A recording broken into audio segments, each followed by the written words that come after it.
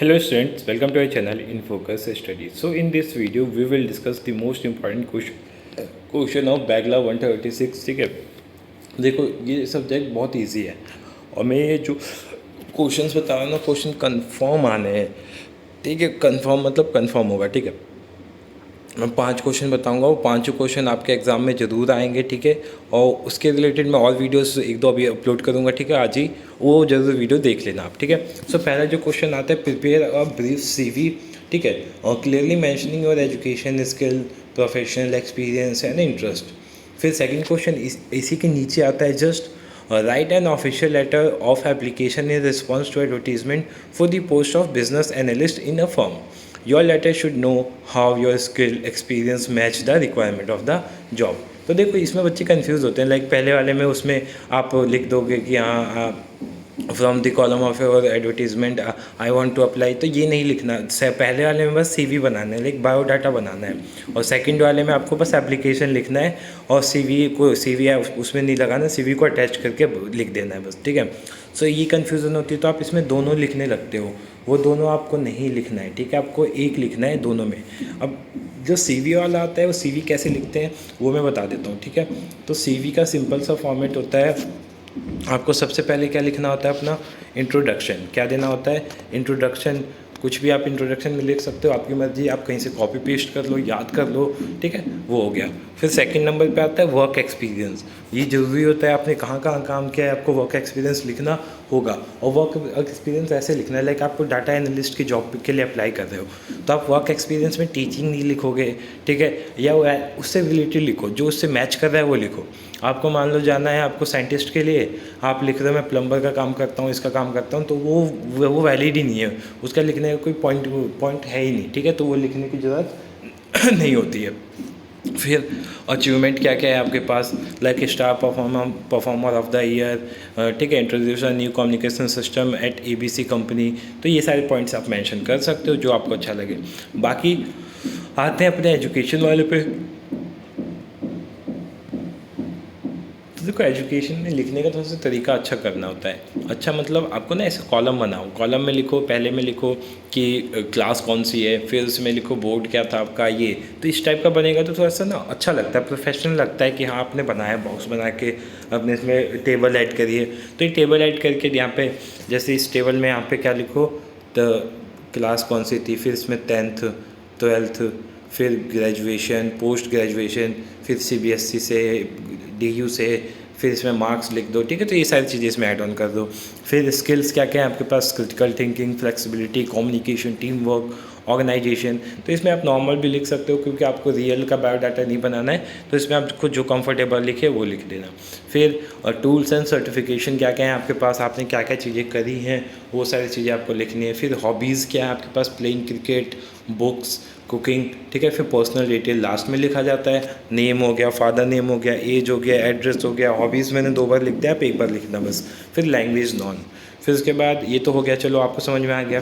तो ये क्या था हमारा CV और बायोडाटा जो बोल सकते हो आप. बाकी जो सेकंड क्वेश्चन था लेटर, तो लेटर में क्या लिखना है, एड्रेस लिखना है. ठीक है, फिर डेट लिखनी है, फिर टू एडवर्टाइज़र उसका एड्रेस, फिर subject application for the role of sales manager at XYZ limited. Dear mister जो भी दिया होगा, जो भी क्या होगा रिसिपेंट का नेम लिखना है आपको यहाँ पे.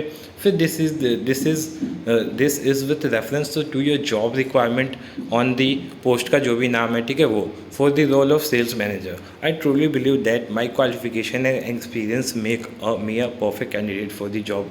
आई completed my MBA in sales and marketing from this institute. I have worked as an area sales manager and assistant marketing manager at company. During my stint as the area sales manager, I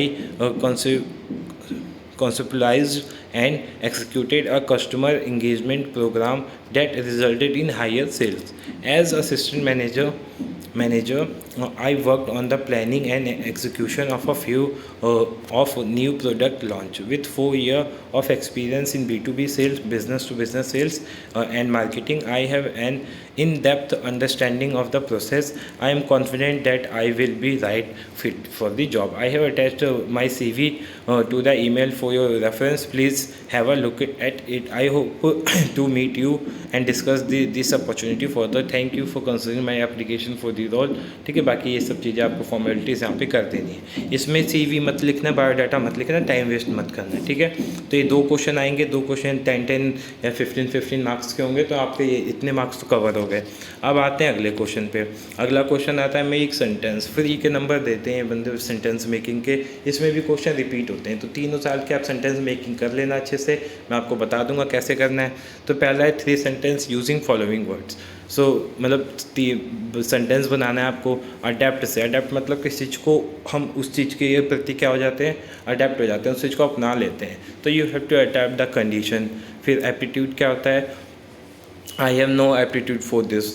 incentive जो like कोई extra चीज़ मिलती है, तो I got my last month incentive. ठीक है, तो ये होता है productivity, that their productivity is higher than are.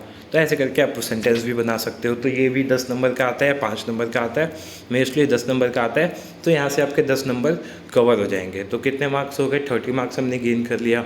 ठीक है, 30 मार्क्स हो गए. अब आते हैं अगले क्वेश्चन पे.